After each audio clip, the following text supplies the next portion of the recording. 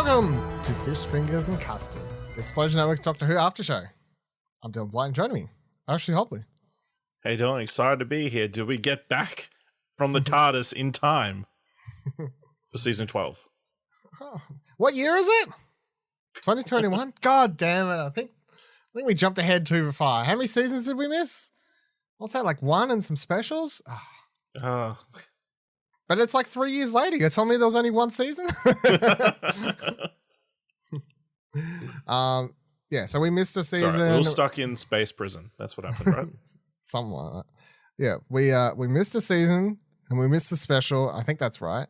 Like, that is exactly sort of what happened. Yes. Yeah. So we didn't cover season 12 and the revolution of the Daleks. Yeah. Well, it's all right. It sounds like more than this, but it's just an entire season. It's just 13 episodes. It's just 13 episodes. It's fine. Before we jump into this week's episode, or the start of Flux, so I did actually watch that, but you only recently just caught up in time to start this. So what are your overall thoughts on that last season? And specifically, I guess, the whole Timeless Child reveal and all that upset the internet. I mean, I think it was like the season as a whole was like kind of fine. Is like, I believe going in, they were like very much going for standalone stories and that kind of stuff. I mean, it was okay. There was nothing super memorable, I feel like, out of that season, other than obviously the ending in which they decide to rewrite the history of the Doctor. Obviously knew that most of that information going in. So, you know, it's okay. I mean, it's interesting. It does lead to a lot more potential stories, and I guess it kind of safeguards the Doctor going forward, that we don't have to worry about another 12 regenerations. She's got infinite lives, you know? So hopefully down the line we get like maybe 2 Doctors in very quick succession, seeing as they've got infinite lives. Like maybe in one episode is just a brand new Doctor and they're dead by the end of the episode. That'd be pretty cool. Yeah. I mean, it does lower the stakes a little bit. Yeah. That's the thing, but I feel like they also... See, I don't know if it was a Chibnall thing or even BBC or whatever, being like, can you come up with a way in which we don't have to constantly sort of keep having to come up with reasons that the Doctor can keep regenerating or like write it into the plot? Or, you know, like, they got some more free ones, free lives. Like, they got 100 coins. The Doctor can regenerate again, sort of thing. Yeah. And then revelation of the Daleks. It's okay. Yeah. Again, you know, it was a nice send off to Graham and Roy. I want to say Roy. Yeah, I gotta be honest, 12 hours. I cannot even remember his name, but I haven't watched it a while. But Graham, Graham, our hero. Yeah, Graham is the hero of the show. We will miss Graham. Yeah. Although, getting into this, I'm glad that I'll say it. I was about to say companion. Yeah, so Doctor Who Flux is the official, it's like a mini or spin-off season. That's just what they're titling. This is the 13th official season.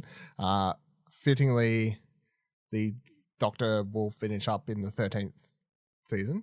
So, makes sense, I guess. Plus specials. Yeah, but it's not. But it's still only 13th season plus special. Like we're not going into season 14. 14, so. No, yeah, not like the 14th Doctor gets. It's like a Tenet. You had like 20 specials before he finished up. Yeah, there was an Easter special, then there was some other special, and then there was like 2 Christmas specials. Yep. Yeah, spread throughout the year. That was a weird time. But yeah, I don't know if I want to cover the whole Russell T Davies coming back thing. I think let's just talk about that more when we get to the end of this. I'm pretty sure we talked about it on an episode of What Do You Want to Watch? That's true. If you want to go listen to that. Yeah. Go listen to What Do You Want to Watch, whatever. You know what episode it was? Last one, wasn't it? It might be. Yeah. We'll go listen to What Do You Want to Watch anyway. If you want to hear us talk about You'll be able to find it. But we will loop back to that topic, I think, at the end of this to see like what Russell T Davies is going to be given sort of on the plate at the end of this to a degree. I guess we got the specials, but to a degree, like the direction we think everything's sort of been set up. But yeah, Flux 13th season, 6 episodes, sort of all going to be one concise storyline, even though I think it's rather obvious watching this episode that it's like it is one story. It is one story, but also it's a bunch of mini stories happening within larger story, so we're going to be jumping around. But the first episode's titled The Halloween Apocalypse, directed by Jamie Magnus Stone, written by Chris Chibnall. Synopsis was, on Halloween, all across the universe, terrifying forces are stirring from the Arctic Circle to deep space and ancient evils breaking free. And in present-day Liverpool, the life of Dan Lewis is about to change forever.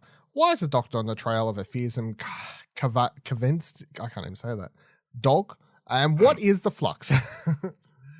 So what was your overall thoughts? I don't. Yeah, Karvanista. That sounds about right. What were your overall thoughts on this?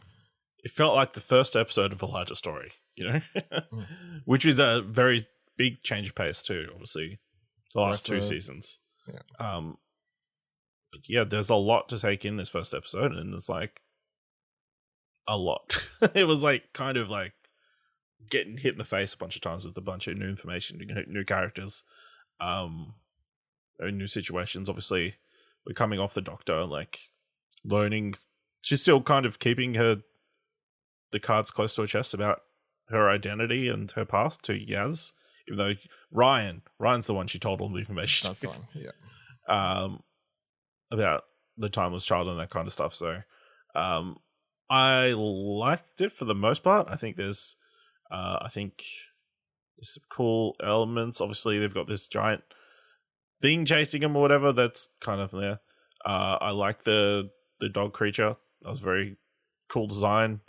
An interesting concept behind that. And then you got Dan Lewis, who's an interesting companion so far. And I very much enjoyed all the Liverpool references, as a Liverpool fan. Yeah, I really like this. I feel like the one negative is that it's just like a lot, but at the same time, I was like, you know what? I had a lot of fun watching it. Like it was, I think I didn't mind the look of the swarm. I actually thought the special effects on that looked pretty good for Doctor Who. I think the special effects green screeny broom flying thing at the start of the episode didn't look that great. But I didn't think for Doctor Who the swarm special effects looked, for Doctor Who, like as far as big CGI mess, it looked okay. The swarm looks like a really good Mighty Morphin Power Rangers villain. It's all right. It's like a knockoff Red Skull. Sure.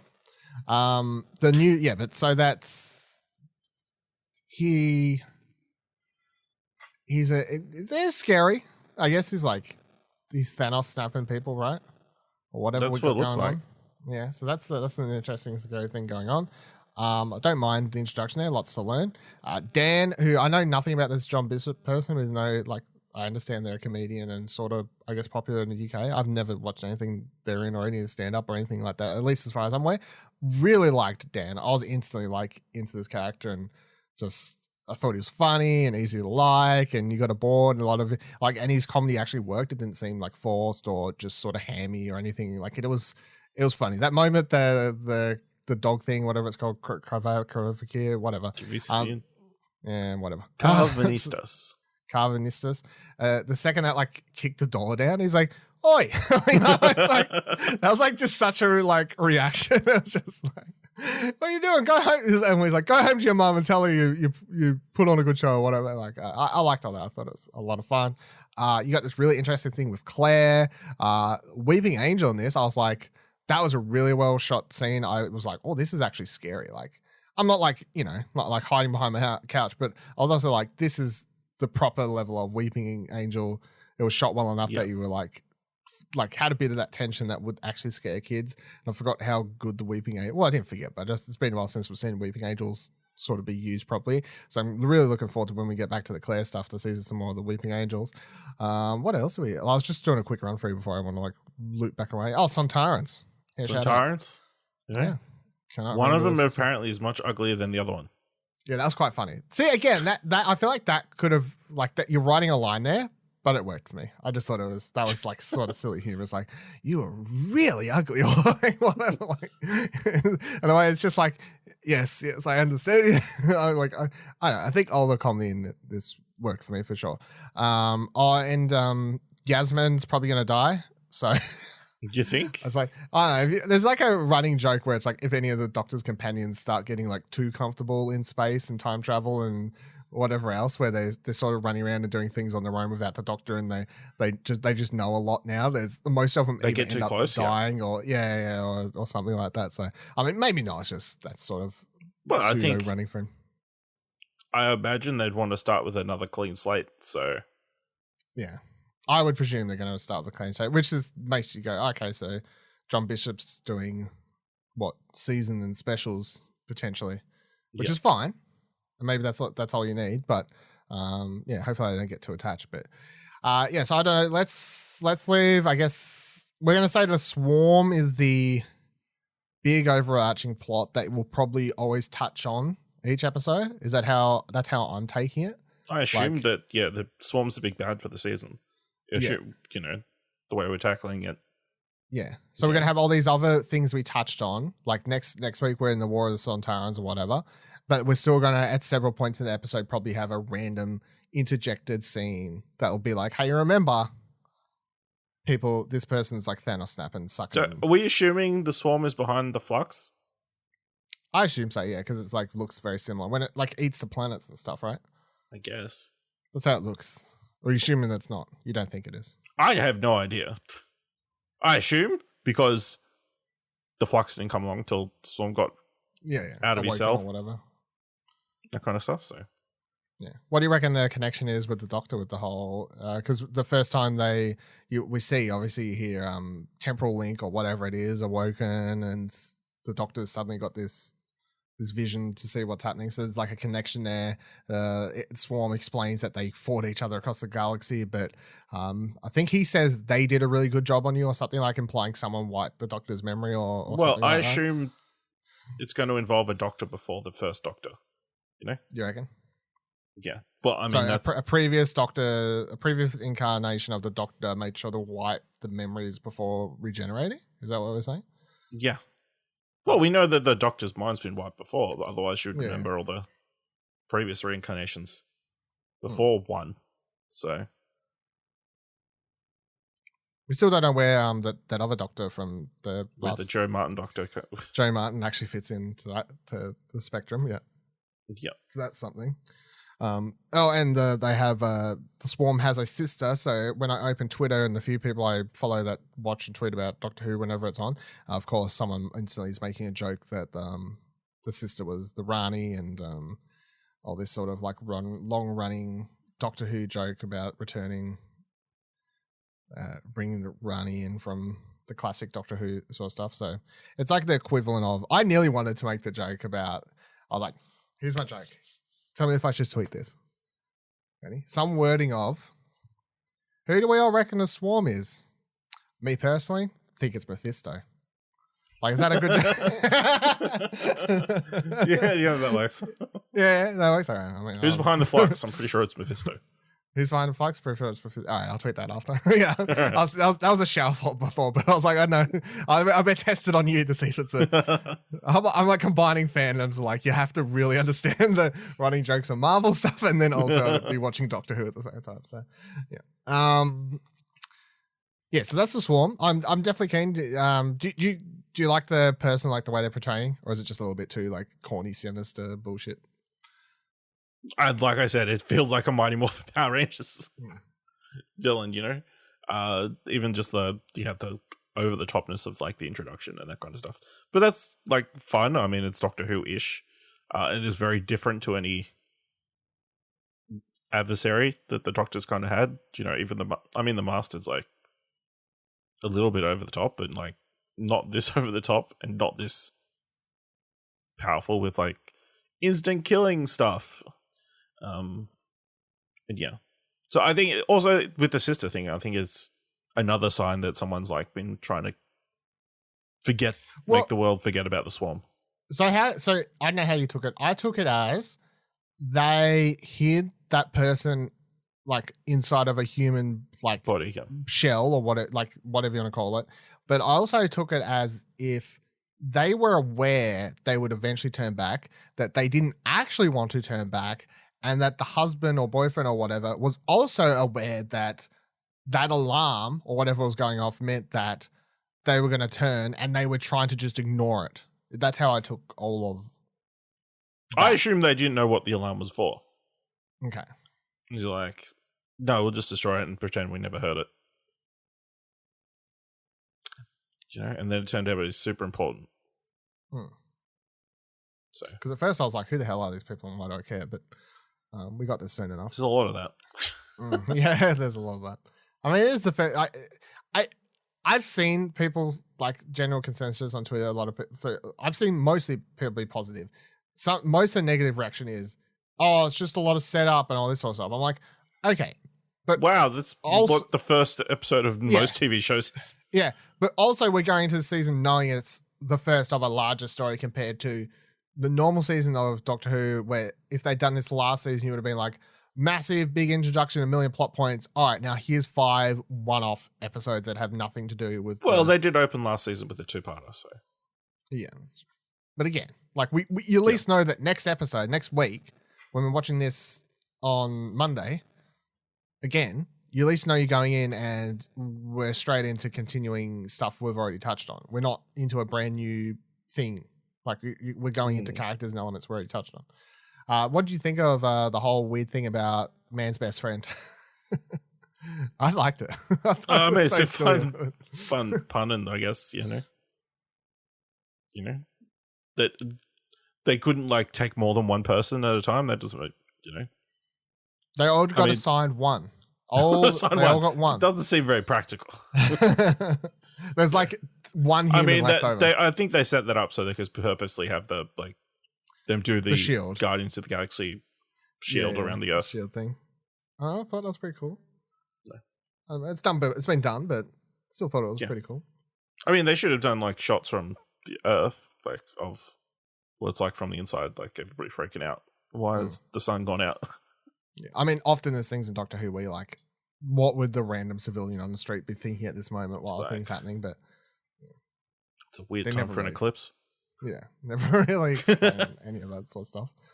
And again, coming back to Dan, I liked all that sort of stuff where it's like, I just want to rescue. He's like, I don't want to be rescued and all this sort of stuff. And then the other thing I've seen, I know how I had no trouble. I have seen people be like, oh, I wonder how international, and I presume they mean international as in American. When they say international, the American, yeah, like we'll go understanding his accent. I had no trouble, I think, but yeah, do you think that would be a thing for like American audiences where it's maybe a bit too thick? A bit too thick, yeah, it could be. But I don't think they told him to hold it back. Guys. Just turn the subtitles on. They definitely did not tell him to hold back. Like that second as soon as he starts, very it's like, blow soccer, football. Sorry, football. We got all the things here. I was like, okay, we're not holding back. Straight into it. I mean, yeah, I really liked it. I feel like there's a lot to learn about his character. He's another element of the episode that's sort of introduced and still has a lot of questions. Like why? But you understand he's got a good heart. I guess is the main thing. Like, yeah, he's a guy with nothing. Who's working to help others. Yeah, and he doesn't even take that can of soup. Can I take that can of soup? Should have taken the can of soup. You had nothing at home. That was my sort of takeaway for him. Is he's a man who has nothing. He constantly wants to help out other people, and he has a big passion for both his city and sport and culture. I guess of the city he's obviously grown up in. Like he's got that huge love for Liverpool. So. Yeah. He's doing tours for free and getting told off. That was a good twist. Like having him come in, you're like, oh, he's a tour guide. So, no, he's not a tour guide. Not a tour guide at all. No, it makes sense. It's like, history. Yeah. That guy's going to throw eggs at his house. Don't throw eggs at my house. Piss off. You're not a kid. Trick or treat. I'm like, what the hell? What a loser. Bloody adults. What else we got? Who's dog? We touched on that. Weeping Amos. What do you think the story is with Claire? Like with her being like, oh, Doctor, we haven't met yet. Doing that whole typical like. It seemed at first very River Song-ish, but then I was like, there's no way they're doing something like that again. I just feel like this is just the way they're introducing this. But she's like, we met in the past, so obviously she's touched by the angel. She's now shot back to the past. I presume she's going to be shot back to that time period we actually start the episode in. Is how I could sort of linking up elements. That would make sense. I got the impression there's some sort of connection between her and Yaz.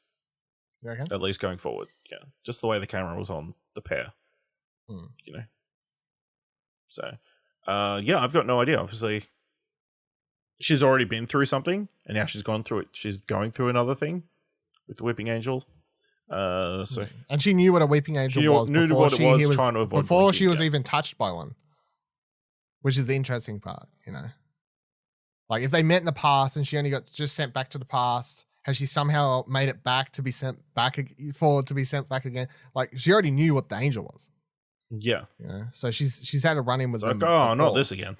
Yeah. And most people don't know what Weeping Angels are because you have a run in with Weeping Angel and that's sort of you're one and done, You sent off somewhere and you don't have a run in again. So that was definitely interesting, I thought. So it wasn't like she was well aware, don't blink, and all that sort of stuff. What else? Oh yeah, Sontarans. There's not much to touch on there. I think that shot in the preview for next week's episode with them all fighting or whatever was kind of cool. It's funny, typical Sontaran. I miss Sontarans. Sontarans were always, in Matt Smith's run when I can't remember. Do you remember the name of that Sontaran? The one that was like Daria Dex, something like that. I miss having Sontaran around. Typical, just blunt humor. Like the part where it's like, oh, the flux is coming through, it's destroying everything, and they're like glorious, or like whatever. Typical like Sontaran sort of thing was quite fun. I feel like I'm missing. Am I missing like a standout thing? What do you think? Anything on Yaz? I felt obviously she feels a bit more, as I was saying, comfortable and whatever else, but also willing to take the Doctor on and like call out her bullshit, I guess, and be like, what secrets are you keeping? Yeah. She's her only friend at the moment, so I guess there's no one to deflect for the Doctor to deflect interest onto, So what about the TARDIS? What do you reckon going on there? I don't know. Yeah, it's definitely maybe it's dying. It's like, which would be concerned. Man, imagine if the next season Doctor has a brand new TARDIS. Somehow they find another one. Some have to like find a new TARDIS. It's like, yeah, because obviously Gallifrey's gone now, so it's like you assume there's no more TARDISes. For real this time, we swear, everyone. Yeah. We're never going back again. Except if they go to the past at Gallifrey. Yeah. Fucking typical. Oh, that was it. The other random thing I was going to call out. The old mate on Rose Base or whatever, which was a... Old Grey Worm. Yeah. What was going on there? Was it Grey Worm? Yeah. Oh, there you go. Didn't even realise. Yeah. What do you reckon of that? Calling it Rose? Just random or... I think it's just random. I reckon it's random? But maybe not. Bad Wolf. Bad Wolf. End of the universe. End of the universe is coming in the form of the Flux. Just saying. What if it's the other universe trying to come in, take over this universe? I'm putting it out there now. I know I said we'll touch on it more later, but I swear, since Russell T Davies is returning, I'm putting money right now. We see Rose again. I'm saying it right now. Maybe. There's no way. I'm saying we see her again. It's happening. Yeah. Anything else? There was always that rumor in the early days of like Doctor Who that Billy Piper was going to be the Doctor. I was also going to do like a spin-off series or something like that, wasn't it? Yeah. I'm saying she 100% come back. Anything you want to call out, missed, or bring up that I've missed amongst all this? No. Obviously, they had that action-packed opening with them escaping. That was the worst part of the episode, in my opinion. It's like, yeah, the CGI was not great, and and then they both land on a trampoline and onto a bed, a single bed, which I thought was a bit odd. It's like, I was like, oh, is this leading? No, it was just to like stop their landing. It was just a bit. Yeah. The only good thing out of that whole sequence, I mean, I didn't hate it. I was just like, I clicked play on the episode, and I was like, yeah, all right. This doesn't look great, blah, blah, blah. Like, I wasn't straight into it. It wasn't until the scenes after that. They're not looking back on the episode. I'm like, that's definitely the worst sequence of the whole episode. But they did have one good part, which was the Doctor trying to unlock the handcuffs and be like, maybe I set them when I was Scottish. What lock? Or, like what? That was quite funny. That was a good bit. Enjoyed that. Release. Yeah. Release. I can't even do an accent. But she did good. She did a good little accent there, I thought. Yeah. All right. That'll do it. This week's episode of Fish Fingers and Custard, a podcast that covers every season of Doctor Who, apart from the 12th. Except for season 12 and all the seasons before. Yeah. I don't know. I mean, if we ever, if all video games, movies, and TV shows ever stop releasing, we've always got this podcast where we can do a rewatch, I guess, of older stuff. It's always an opportunity. Thank you for joining us this episode. Of course, you can head on over to explosionnetwork.com where you can find all the rest of our podcasts, including What Do You Want to Watch that I already mentioned. Follow all of our Twitters. Explosionnetwork.com/Twitter will take you to a Twitter list of all of our Twitters. If you'd like to talk to us about anything, including Doctor Who, head on over to our Discord, explosionnetwork.com/Discord. And I don't know if you remember, but you used to have a bit for this. Did I? Yeah. So how do you want to end the show? I don't know. All right. See you next week. Bye. Did I have Flux a bit? out. Yeah. Flux out. I don't think I had a bit for this one. That's my bit. Flux out. That's how I'm ending this season. Flux out. Flux out. Flux you. Go. Flux you. Yeah. We'll do that. This is a whole bit now. Flux you.